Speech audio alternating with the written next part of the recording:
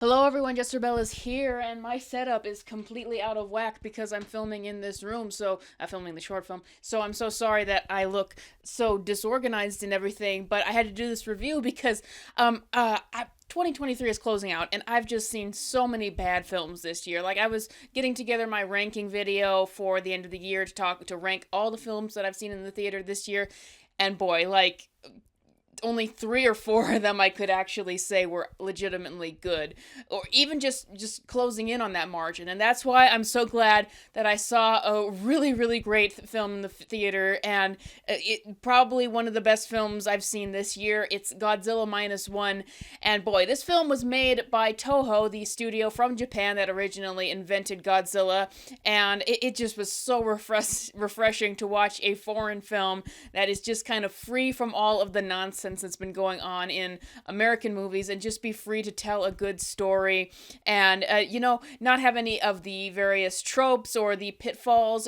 Just so many movies from America these days just can't even write a good story. And so that's why I'm so glad that this film did such a good job with what it had, and it simultaneously told a good story and also had a really good Godzilla in it. So let's break it down. This movie, what I loved about it first and foremost is it really goes back to the original concept of Godzilla and how that movie was meant to be a commentary on the atomic bomb being dropped in Japan. And I think that that's really interesting that this movie, going back to the roots of Godzilla, is coming out this year because in America, one of our best films, one of the only good films this year. There, I said it. We just had our movie about the atomic bomb, the creation from the Americans' perspective with Oppenheimer, and now we have Japan coming out with their movie from their perspective on it, and Godzilla is supposed to represent the atomic bomb. That's why he has atomic breath. We will get to that.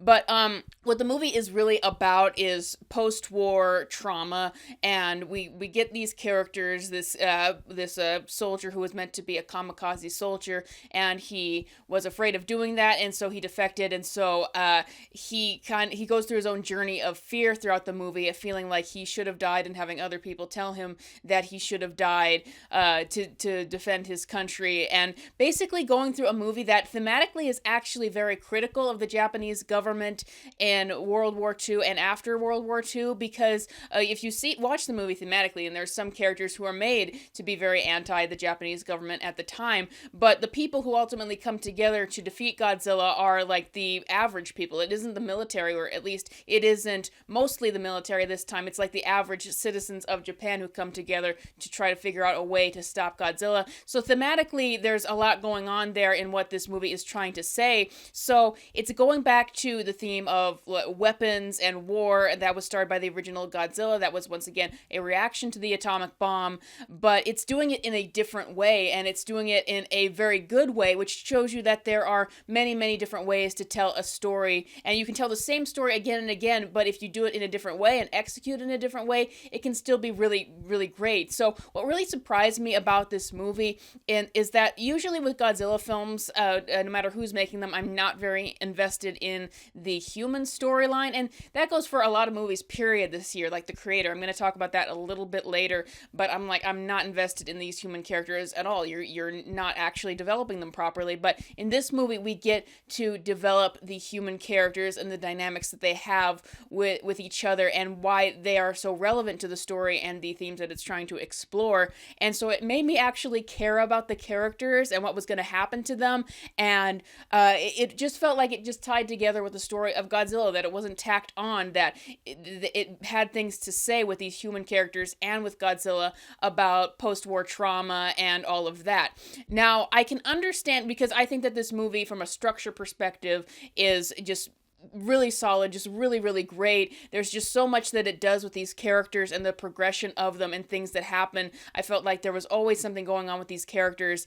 I can understand, for me, on a subjective perspective, I wish that we got more of Godzilla, because this is very heavy on the human stuff and it's really good, but we get, like, I'll just spoil it. There's 3 scenes with Godzilla, or 4 scenes with Godzilla total, and I, just as a Godzilla fan, I wanted to see more scenes with him, because, and the reason why is is because the scenes with Godzilla obviously were the best in the movie. Like, everything that they did with Godzilla was so great here. They introduced new elements to that monster, like he can regenerate now, kind of like a lizard.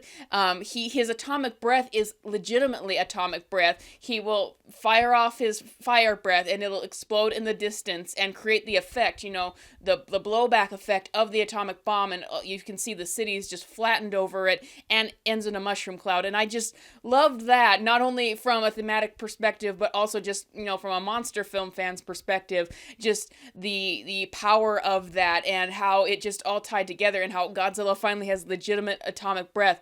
I cannot believe that this movie was made for $15 million. Think about all the movies that have come out this year that have been made for $200 million and $300 million and have just looked terrible and bombed at the box office and just been a complete mess. Where is all that money going with our films? Because I'm looking at this movie, what they did for $15 million, I'm like, it all looks amazing. Like, if we could make our movies for $15 million and they look like this, we would be sitting pretty. There were only a couple moments, because this is just a personal thing for me. I have a thing where I don't think anything CGI is particularly scary, but they did a pretty good job with Godzilla in terms of making his scale. Whenever we got a close-up of his face, I think that's when he looked the best, but they really did a good job with the scale of the character and bringing in the classic music that they've used throughout the years. And that's another great thing for this movie if you're a big Godzilla fan, that there's so many callbacks to other Godzilla films. Like, there's a scene in the beginning where we see a smaller version of Godzilla who walks a bit more like a dinosaur, which is a callback to Godzilla's origins, and also what you see if you watch Godzilla vs. Mechagodzilla. We see shots that are taken and are calling back, and even scenes that are calling back to the very first Godzilla movie. And there were a couple tonal problems where it got like really cheesy all of a sudden, just like once or twice, that I was like, I don't know about that. But then there were a couple silly moments as well. But I am all for that, because I think Godzilla films, I love it when they get a little silly. I love it when they get a little crazy. But overall, this movie took itself very, very seriously, and it was consistent with that. So overall, I just had a great time.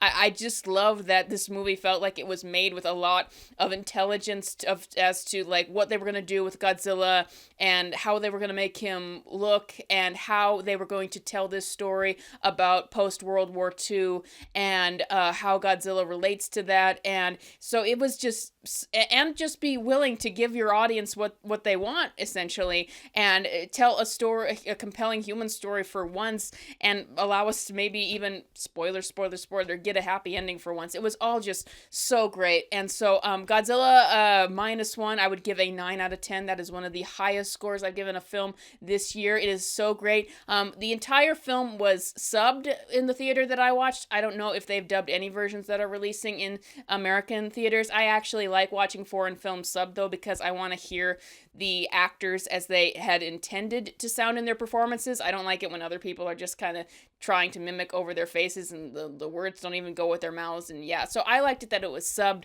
But definitely check this movie out. If you like wartime films, then you will be satisfied. I think Godzilla fans will be satisfied, even though there isn't as much Godzilla action as I would have liked. But that's all I got for you guys today. This is definitely going really high on my ranking for 2023, and I will see you with more great videos. I'm working with great video essays coming up in the future, and I will see you guys next time.